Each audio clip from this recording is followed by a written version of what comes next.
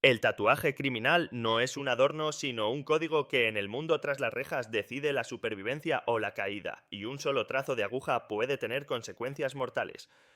En las colonias penales rusas existe todo un alfabeto construido con símbolos, donde una estrella, una cruz o una rosa no son un diseño, sino una sentencia y una declaración de rebeldía. El símbolo de la rosa de los vientos, conocido también como las estrellas bajo las clavículas, estaba reservado para aquellos que rechazaban cualquier forma de sometimiento. Estas estrellas grabadas en la piel significaban no me arrodillo ante el poder. Pero en la zona roja ese símbolo podía costar la salud, porque al portador se le obligaba a arrodillarse por la fuerza. La historia de esta simbología se remonta pues a los tiempos zaristas, cuando los motivos marineros, como la rosa de los vientos, comenzaron a ser apropiados por los reincidentes. Este símbolo era una elección consciente, no una moda, y su mensaje era claro: soy enemigo del sistema, de sus normas y de las personas que lo sustentan. Hoy en día, muchos confunden estos diseños con adornos, sin entender que en el mundo criminal cada línea tiene su filo y su significado. Un tatuaje con una esvástica, un retrato de Hitler o el lema Gott mit uns no expresaba apoyo al nazismo, sino odio hacia el régimen soviético. En los gulags soviéticos, el retrato del Führer en el pecho era una forma de ultrajar al sistema y escupirle en la cara, no de glorificar su ideología. Portar tales símbolos era una provocación, un grito de odio, muchas veces la última forma de protesta cuando todo lo demás ya había sido arrebatado. Incluso la frase Hedem das Sene, de la puerta del campo de Buchenwald, aparecía tatuada en los cuerpos de los presos como símbolo de desafío y desprecio hacia los verdugos. Actualmente, muchos jóvenes reclusos no conocen el origen de estos signos y afirman que la esvástica es un símbolo solar eslavo o un talismán de la suerte. Para los viejos criminales eso es una blasfemia, porque saben que cada uno de esos símbolos era un grito de desesperación y un reto desesperado lanzado contra los guardianes. Algunos tatuajes servían para proteger de la muerte, como el retrato de Stalin o de Lenin en el pecho, porque según la leyenda nadie se atrevía a disparar en la cara del líder. Aunque esta historia era un mito, lo cierto es que esas imágenes realmente protegían, no por magia, sino por el miedo psicológico de los verdugos ante las consecuencias. Otros tatuajes servían para mostrar jerarquía. Los galones, charreteras y líneas en los hombros simbolizaban estatus, experiencia y pertenencia a la élite. Los llevaban quienes habían pasado por los regímenes más duros, como las Kritki, prisiones de régimen especial donde reinaban el silencio, la soledad y el miedo. En algunas regiones, una charretera significaba participación en un motín, era prueba de valentía, y su uso por un cobarde terminaba en una venganza brutal.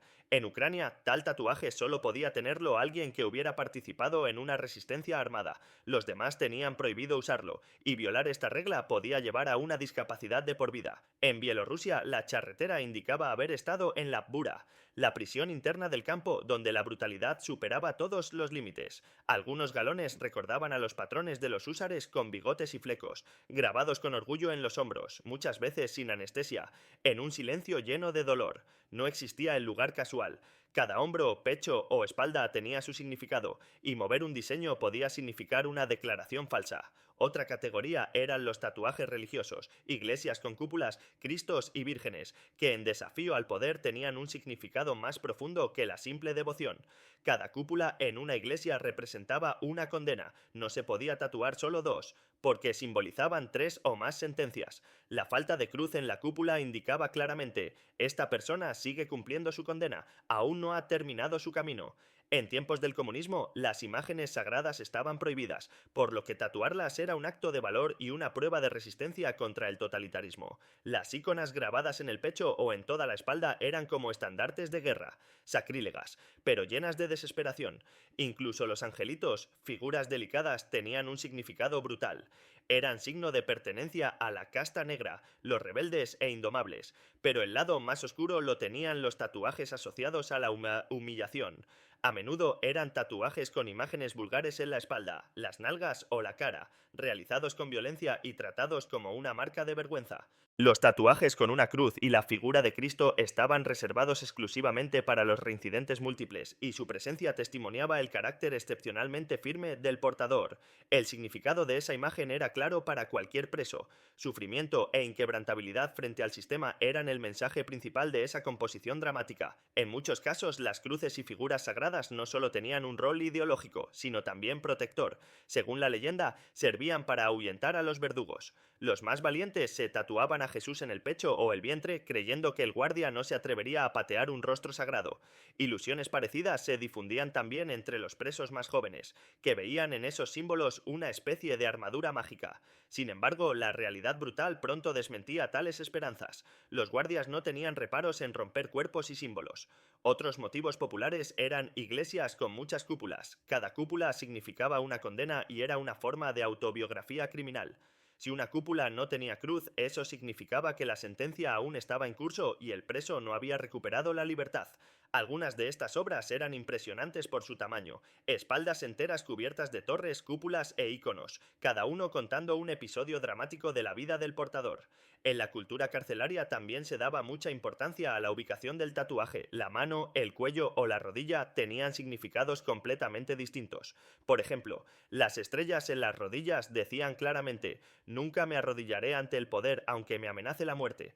Pero si alguien con esos tatuajes realmente tenía que arrodillarse, su vida en la colonia penal podía terminar de inmediato. Un motivo frecuente eran también los tatuajes con la imagen de una mujer con los ojos cerrados, lo que simbolizaba traición o un amor perdido durante la condena. Un signo aún más elocuente era la imagen de un niño con una fecha.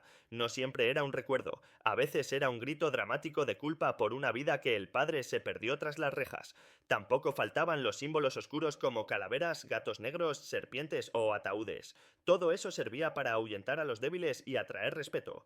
Incluso los detalles pequeños tenían su importancia. El número de dedos, la dirección de la mirada, la presencia de lágrimas. Todo tenía un significado oculto. Una lágrima bajo el ojo significaba a menudo la muerte. A veces se trataba de un asesinato, otras de la pérdida de un ser querido, y en ocasiones de una muerte simbólica del propio individuo. Si había más de una lágrima, eso indicaba más cadáveres o más heridas en el alma, y a veces ambas cosas. Por eso, el tatuaje criminal no es una moda, es un libro brutal, escrito con dolor, miedo y una lucha constante por sobrevivir.